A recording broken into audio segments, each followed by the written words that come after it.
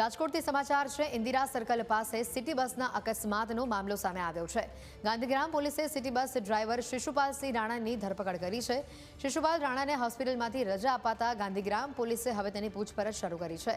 Driver શિશુપાલસિંહ Rana પોલીસને ગોળ જવાબ આપી રહ્યો હોવાની પણ માહિતી છે। બસનું સ્ટીયરિંગ લોક થઈ જતા બ્રેક વાગી ન હતી તેવું તે રટણ કરી રહ્યું છે। લાયસન્સ એક્સપાયર થવાને લઈને પણ પોલીસ દ્વારા પૂછપરછ કરવામાં આવી રહી છે। એજન્સી સુપરવાઇઝર વિક્રમ ડાંગરની જવાબદારી લાયસન્સને લઈને ફિક્સ થાય છે।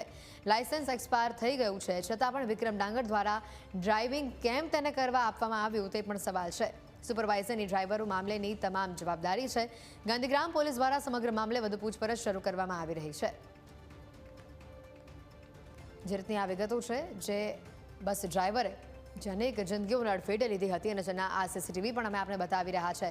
ગાંધીગ્રામ પોલીસે હવે વધુ તપાસ ડ્રાઈવર વિરુદ્ધ હાથ ધરી છે। જ્યારે તેને હોસ્પિટલમાંથી રજા આપવામાં આવી છે તે બાદ ઋષિ જોડાઈ ચૂક્યા છે ફોન લાઈન પર સંવાદદાતા ઋષિ, જે પ્રકારની હવે કાર્યવાહી હાથ ધરવામાં આવી છે અને સૌથી મોટી વાત એ પણ આવી રહી છે કે ડ્રાઈવર ગોળ જવાબ આપી રહ્યો છે।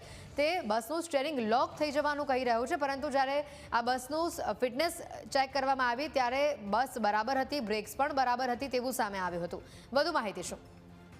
ડ્રાઈવર શિશુપાલસિંહ રાણાને તબિયત સારી થતા હાલ અત્યારે તેને હોસ્પિટલમાંથી રજા આપવામાં આવી છે અને ગાંધીગ્રામ પોલીસે તેની ધરપકડ કરી છે। ખાસ સમગ્ર ઘટનાની વાત કરવામાં આવે તો જે શિશુપાલસિંહ પોલીસને પ્રાથમિક માહિતી આપી રહ્યો છે તેઓ સ્પષ્ટ પોતાનો બચાવ કરી રહ્યો છે અને પોતાની એજન્સીના સંચાલકનો પણ બચાવ કરી રહ્યો છે। પોતે કહી રહ્યો છે કે સ્ટીયરિંગ લોક થઈ ગયું હતું જેને કારણે બ્રેક લાગી જ નહીં, આ પ્રકારની પ્રાથમિક તબક્કે તે વાત કરી રહ્યો છે। પરંતુ ક્યાંક ને ક્યાંક 4 નિર્દોષ લોકોનો જે ભોગ લેવાયો છે તેનો જવાબદાર આ ડ્રાઈવર છે અને સાથે એજન્સીનો સંચાલક પણ છે।